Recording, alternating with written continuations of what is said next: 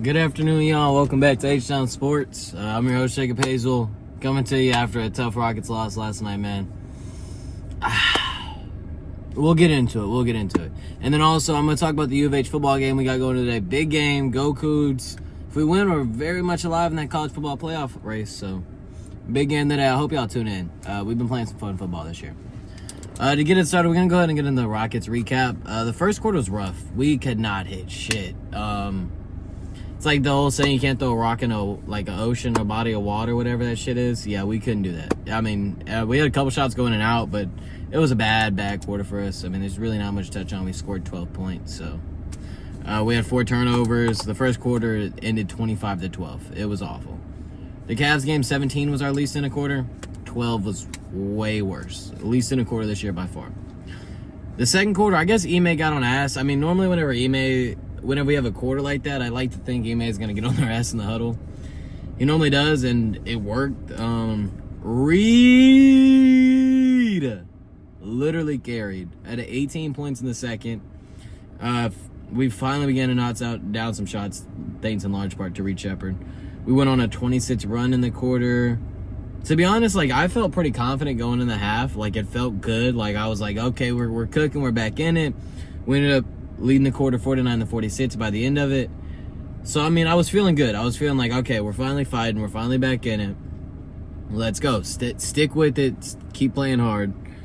And then Reed got the start in the third quarter. So, hey, let's go, Reed. He's starting the third quarter. Ime was riding the hot hand. But, the players weren't really riding the hot hand. Katie and Şengün, I know they're our best players. I know they're our stars. So, it's like, you can't be mad at them looking for their shot. That's what you want, I guess. But also at the same time, you have a guy who just dropped 18 points in the second quarter. He's yelling in Tim Hardaway's face and shit. You know what I'm saying?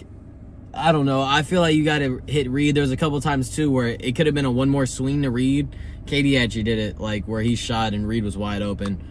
I mean, it's Kevin Durant. I'm not mad at it, but I'm also just 20/20's hindsight. Hindsight is 20/20. We lost, so that's why I'm saying that. Maybe if we give the ball to Reed, we still lose. And I'm saying, why doesn't Katie have the ball? But I feel like Reed should have gotten more touches in that third quarter. He almost felt like he got iced out. He barely got the ball. Jabari, I loved Jabari in this third quarter. He was 0 of 8 from the field in the third quarter. Missed a shot in the beginning of the third. He kept shooting. He got a putback layup that I think got him going. He had another 2. Then he had 2 clutch 3s in that third quarter. He had a big 10 points in the third. The fact that he kept shooting and stayed in it was huge. I mean, we need him to keep shooting. He's one of our best shooters on the court normally because we got Şengün and Amin out there. So he kept shooting and he kept hitting. He ended up hitting some shots for us. At the end of the third, the score was 80-78 Nuggets. They were doing a good job at forcing the ball to Katie's hands. If we set a screen, they would just double. They would just send 2 if Katie was standing there. I think Katie honestly didn't handle the pressure that well. He didn't handle the double teams that well. It took a while for him to make a read out of the doubles. I think that's just one of the parts of his game that he's never been the greatest at, but also think is slipping as it comes with age, to be honest. So, oh well, we got to scheme better because I don't think we were scheming it that well, to be honest. The fourth quarter was very back and forth. It felt like every time we hit a big shot, the Nuggets just followed it right back up. Jokic or Jamal Murray would hit some shit. It was tough. Jabari had another 2 threes early in the fourth. He kept sniping, so props to him. Again, I'm glad he kept shooting. Ended up making 5 or 4 threes for us. It was good.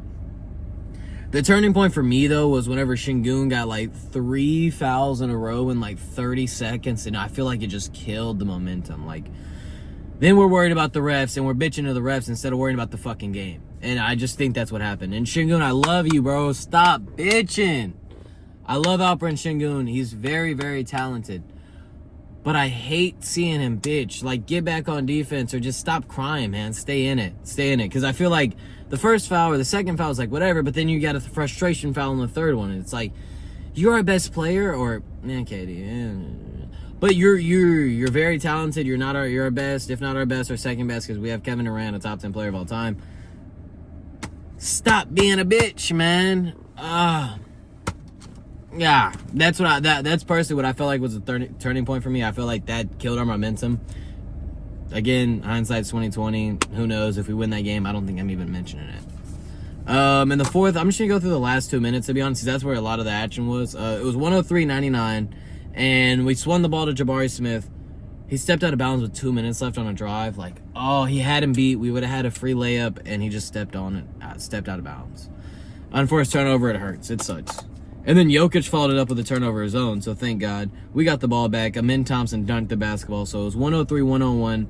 And then Jokic came down and missed a three. So with 1:17 left, we had a chance to take the lead or tie. Jabari had a wide open look in the corner. He missed it, sadly. Şengün grabs offensive rebound. So you think, all right, we got a second chance. Let's go. And then Şengün has a miscommunication with Durant. Like, he passes it. Durant cuts. Şengün passes it to the three-point line where Durant was, but Durant's already cut into the lane. They get a steal off of it. They get two huge points in a 103-101 game. So now with 46 seconds left, it's 105-101. We need a bucket here. And then Şengün misses it too, and they basically hit 2 free throws to ice the game. At this point, I'm thinking it's over. Like, to be honest, I was an angry Rockets fan. I turned off the game, but I kept it on Real just in case they had a miraculous comeback. And then I'm watching on Real. I see Jamal Murray missed the free throw, so I'm like, we got a chance now, because him missing the free throw had us only down 4 points instead of 5, which means if we go down and hit a three-pointer, no matter what, the next time we get the basketball, we'll have a chance to tie the game. So I'm like, let me turn it back on. I turn it back on, and Jabari hits a crazy three in the corner. I don't know how he stayed in bounds, but he had like a fading three to make it a 1-point game with 5 seconds left. We played, and this is nitpicky. I mean, you play for the steal, because if you get the steal, you only need 2 points, and there's 6 seconds left on the shot clock. So there's 6 seconds left in the game, and the Nuggets get a timeout to advance the ball. And we get 2 nice defensive plays. Like, they inbounded the ball, Amin Thompson poked it out of bounds. However, it wasted a second. And then Jabari almost got a steal on the very next pass, but then it wasted another second. So he wasted like 3 seconds or so. And it's like, I'm glad we went for the steals. I'm happy we went for the steals, and I wouldn't change it. But it did kill the amount of time we had left. So Jokic knocks down his 2 free throws. We end up needing a three-pointer, but since we only have, I think it was like 2.5 seconds or 3 seconds or something like that, we don't have the chance to get all the way up to a three-point line. We're going to have to take like a half-court shot. I'm not sure why Şengün was the one that ended up wide open. I mean, I know the Nuggets schemed it that way, but like, why not Reed or KD or a shooter? I don't know. That's nitpicky. I don't think it really matters. I think either way, we're shooting a half-court shot, so the chances of us making it are slim. I would have rather saw Reed shoot it because he's a shooter, but I guess with Şengün, it does offer you the potential of, like, he's not getting blocked. Şengün, we threw it in. Şengün got a good look. Honestly, like, I thought for a second it might go in. It just hit the side of the backboard, just missed it. It was a good attempt. We lost, we lost by 3 points. I mean, NBA Cup play. It hurts so much more losing an NBA Cup play. I didn't realize I would care that much, but I care. So, tough loss. I mean, we're playing a good team. We're playing the second seed in the West. The Nuggets have been rolling this year. Again, top 10 offense, top 10 defense. They're a really good team. Losing by 3 points in a game where Kevin Durant and Şengün both play bad.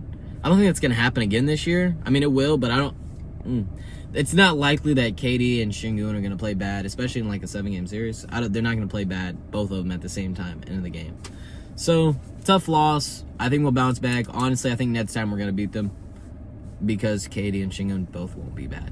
So that's going to do it for the recap of the Rockets game. Tough loss. I'm glad we fought hard. I'm glad we fought towards the end. I wish that first quarter wasn't so ass because it kind of put us in a hole for the rest of the game. I mean, we were down by 13 in that first quarter, and we ended up losing by 3 points, you know? But that's all good. Just got to come out the gates better next game. I'm sure we will.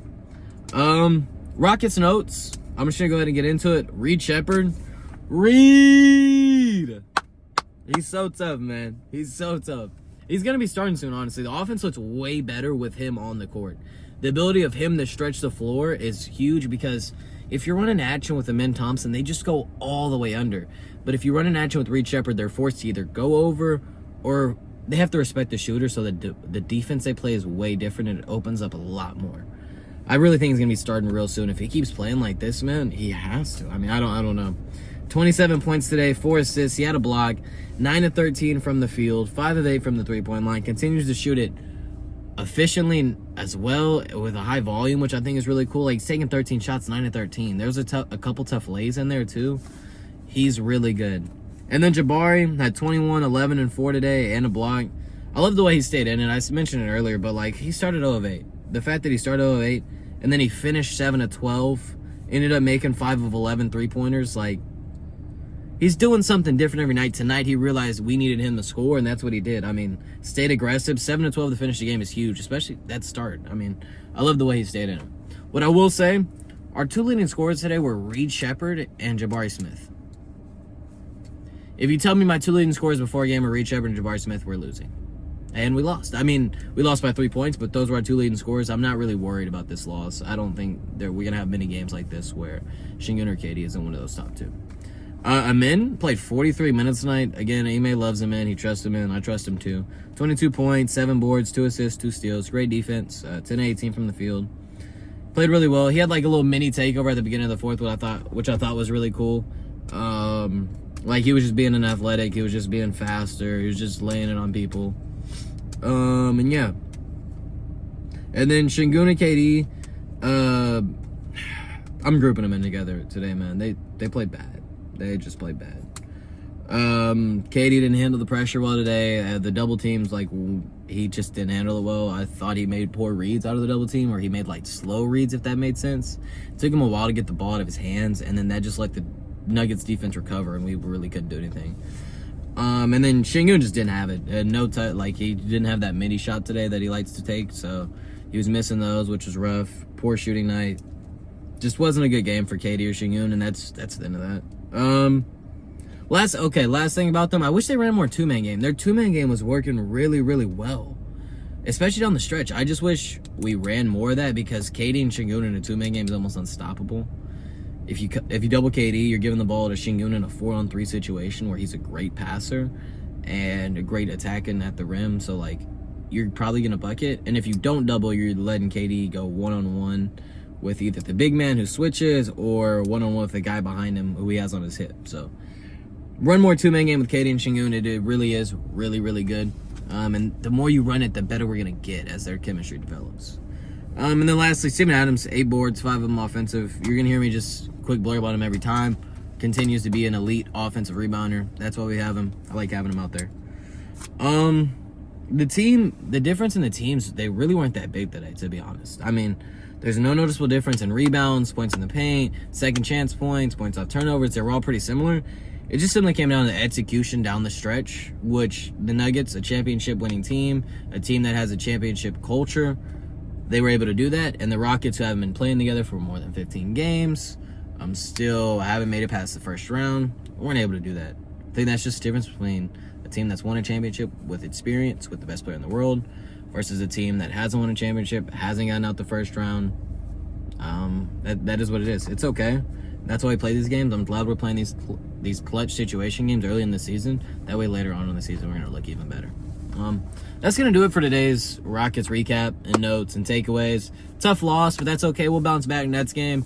Just got to stay in and stay good. I mean, it's the regular season. I'm glad we're having fun in the regular season.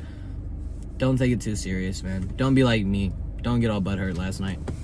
But yeah, thank you so much if that's all you tuned in for. Go Rockets. I really think it doesn't really matter. We're still going to finish with a 2 seed in the West again. I wholeheartedly believe that as we continue to get better and better. But that's going to do it. I'm going to go ahead and get into the U of H football preview because we got a big game coming up today, man. Big game. Cougars.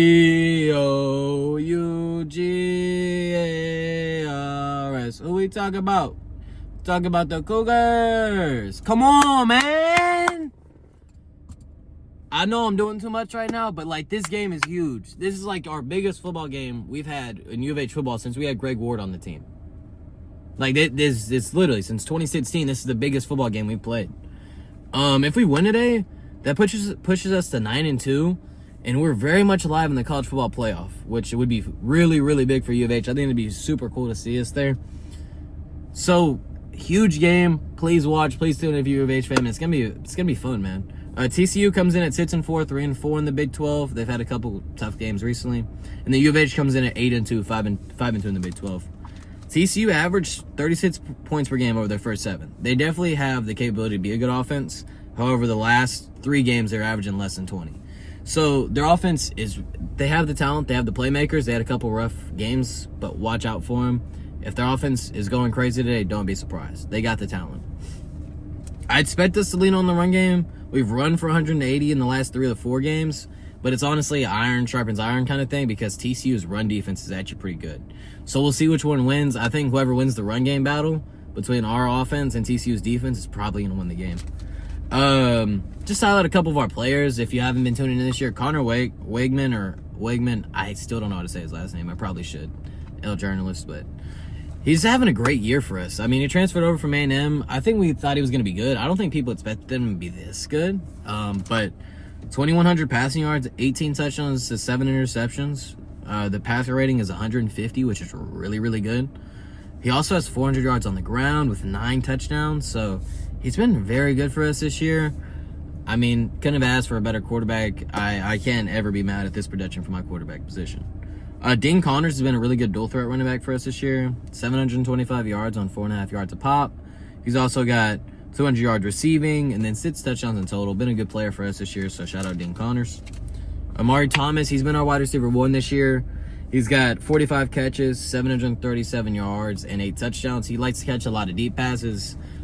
He's very explosive. I wouldn't be shocked if we see a big play out of him today. That's normally what he does for us. And then Tyler Kozel, he's been really, really good at that tight end position. He actually started his career at Ball State, so to go from Ball State to now a Power 5 D1 school at U of H is pretty cool. 56 catches, 570 yards, 5 touchdowns. He's been like a security blanket for Connor Wegman all year. He's just a big physical tight end. I love seeing him catch the ball and run after. I like seeing him catch the ball and run with it after because he's a hard guy to tackle. And then for the defense, shout out Eddie Walls and Brandon Mack. They're our sack leaders. Eddie has 6, Brandon has 4. You're probably going to hear one of those names today as they get a sack today, hopefully. And then Latrell McCone's been good for us this year. He's got 6 pass deflections. Hopefully we don't hear his name today. If you don't hear about a cornerback, that is really good. That means they're doing great. If you hear about a cornerback, it's probably because they got burned. My score prediction for the game, always going to ride with U of H, always going to ride with Houston. No matter what, we're always repping Houston over here. Even if I was posting during the Lovie Smith-Tetson days. I don't want to talk about that. So, score prediction, 31-27 U of H. Connor's going to finish with a passing touchdown and a rushing touchdown. I think Tyler Kozel is going to have a huge game, and then Connor's going to run the ball well because I think if we're going to win the game today, we're going to have to get that run game going. Biggest thing for me, biggest key, just don't turn the ball over. Don't have unforced errors, unforced mistakes, like throwing an interception, fumbling. Don't do that, man. Let your defense work and play good offense. That's going to do it for today's video. Honestly, go Rockets. We're going to win next game. Go U of H Cougars. I'm really excited about this U of H game, man. Go Cougs. And thank y'all so much for tuning in. If y'all have any comments or suggestions, please feel free to leave them down below. And go Cougs.